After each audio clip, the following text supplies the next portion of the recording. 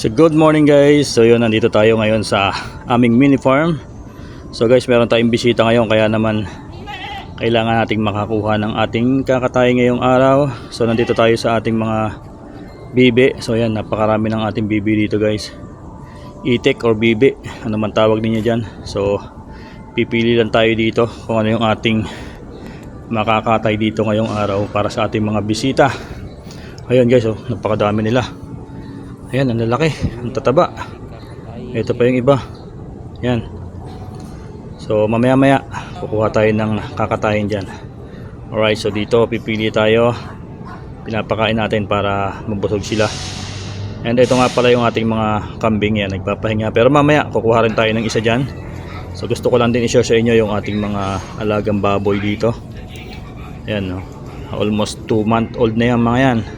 Ito mas malalaki ito ng konti.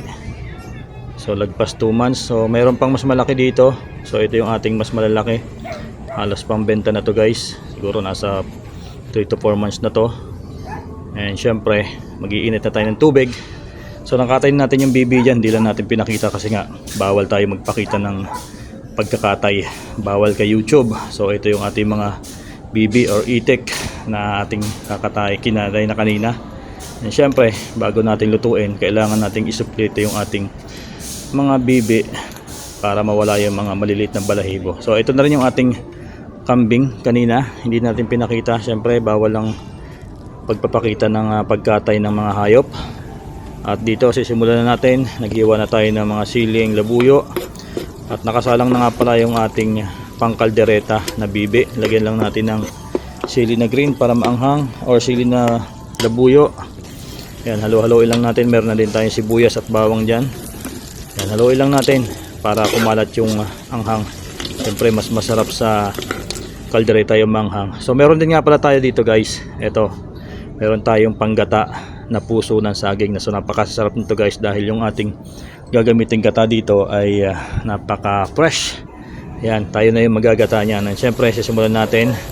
Ito yung ating kaldereta.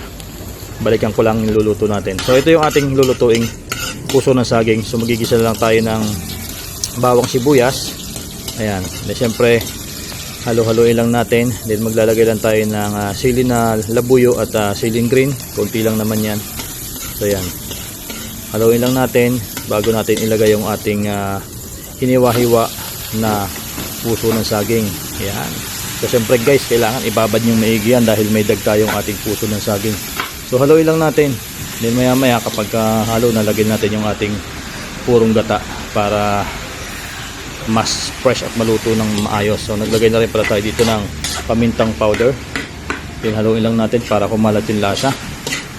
So ayan guys, halo lang ng halo. At syempre ito na yung ating purong gata ng nyug. Ayan, napakasarap nito guys. So hindi pa man naluluto pero alam kong masarap na dahil puro at fresh na fresh yung ating mga ginagamit dito sa ating mini farm. Alright, so sana masiyahan yung ating mga bisita. So ito na guys, kumukulo na ang ating puso ng saging. Ayan. So medyo maraming bisita natin guys, kaya marami tayong niluto ngayong araw para naman makapagbanding tayo ng sulit.